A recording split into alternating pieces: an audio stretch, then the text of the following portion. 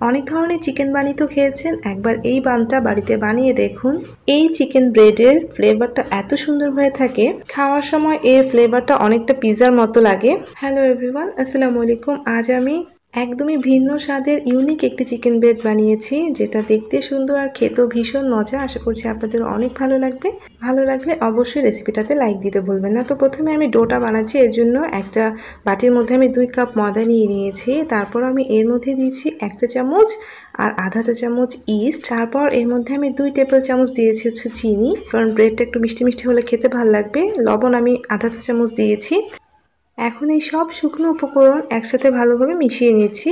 তারপর এখানে আমি 1 কাপ পানি নিয়েছি, আর 1 কাপ পানি আমি অল্প অল্প করে অ্যাড করে দিয়েছি। পানিটা অবশ্যই হালকা গরম হতে হবে। খুব ভালো করে অল্প অল্প করে পানি দিয়ে আমি খামির বানিয়ে নিচ্ছি। এখানে 1 কাপ পানি আমি পুরোটাই ইউজ করেছি, কারণ পাউরুটির ডো আপনি যত বেশি নরম করে বানাবেন, আপনার পাউরুটি কিন্তু তত বেশি তুলতুলে নরম হবে। এখন আমি হাত দিয়ে ভালোভাবে মথে নিচ্ছি। এখানে আমি কিন্তু 2 টেবিল চামচ তেলও অ্যাড করেছি।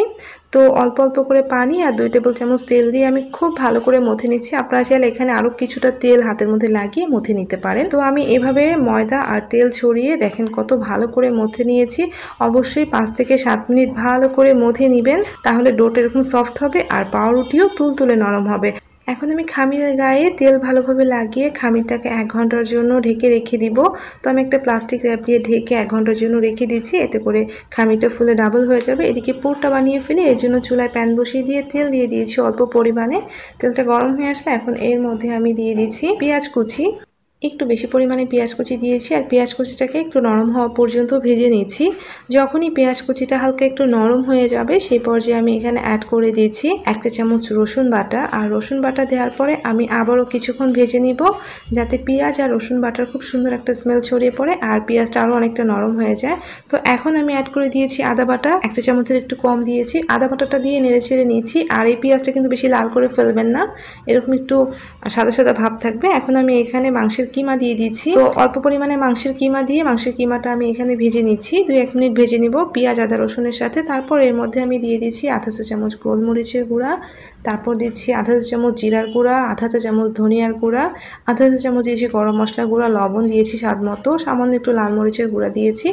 এখন আবারও এই মশলার সাথে আমি মাংসটাকে কিছুক্ষণ কষিয়ে নিচ্ছি। তো মাংসটাকে আমি 2 মিনিটের মতো ভেজে নিয়েছি। আর 2 মিনিট পরে আমি এখন এখানে অ্যাড করে দিচ্ছি পানি। অল্প পরিমাণে পানি দিচ্ছি, যাতে মাংস কিমাটা সিদ্ধ হতে পারে, মশলাটাও ভালোভাবে কষানো হতে পারে।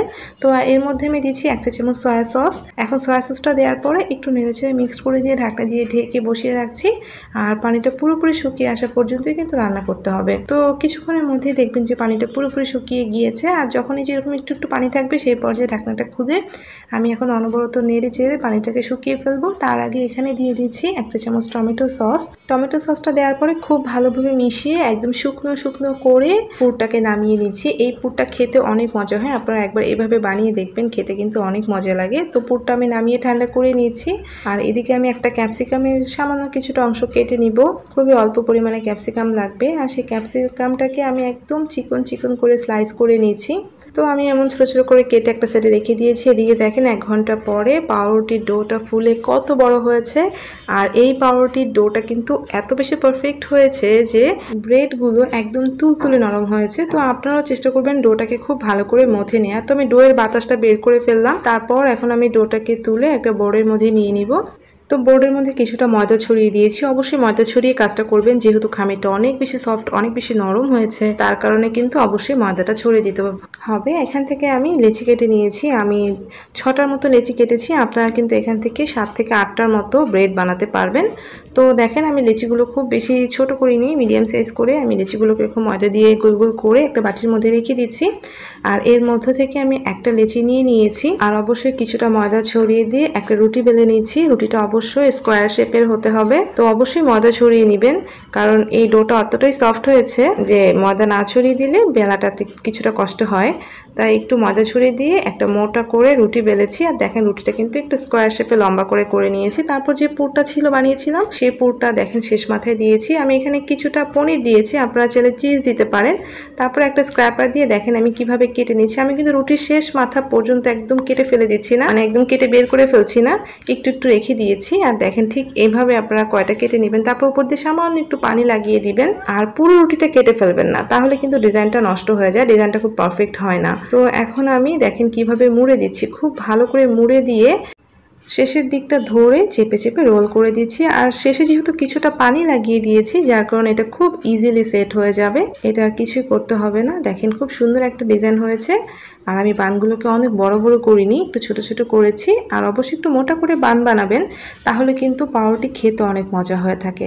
তো আমি এরকম একটা ট্রে নিয়েছি, সেটার মধ্যে একটু দূরত্বে সবগুলো সেট করে নিয়েছি। তো কয়েকটা বানিয়ে নিয়েছি, আবারও একটা আপনাদের বানিয়ে দেখাচ্ছি। এটা রুটিটা কিন্তু একটু মোটা করেই বানাবেন। তারপরে আবারও সেমভাবে 4-5টা এভাবে কেটে নিচ্ছি। আপনারা এটা নাইফ দিয়েও করতে পারেন, আমি স্ক্র্যাপার দিয়ে কেটে নিচ্ছি। আর শেষের দিকে কিন্তু পুরো কেটে ফেলছি না। তারপর আবারও একটু পানি লাগিয়ে দিয়ে সেমভাবে এরকম চেপে চেপে রোল করছি। আর অবশ্যই একটু ভালোভাবে চেপে দিবেন, তাহলে এটা খুলে যাবার কোনো চান্সই থাকবে না, এমনিতেও এটা খুলে যাবে না। শেষের দিকটা একটু চেপে দিবেন, তাহলে সুন্দরভাবে সেট হয়ে যাবে। তো দেখেন আমি সবগুলো বানিয়ে নিয়েছি, আমি 6টা বান বানিয়েছি। আপনারা এখান থেকে 7টা বান অনায়াসে বানিয়ে নিতে পারবেন। তো দেখেন একটু দূরত্বে বসিয়ে দিয়েছি। তো এখানে আমি দেখেন একটা ডিমের কুসুম নিয়েছি, আর ডিমের কুসুমটা আমি 1 চা চামচ তেল মিশিয়ে তারপর ব্রাশ করে নিয়েছি। ডিমের কুসুমে 1 চা চামচ তেল মিশিয়ে নেবেন, তাহলে ব্রাশ করতে সুবিধা হয়। আর তেলটা দেওয়ার কারণে কালারটা খুব সুন্দর আসে।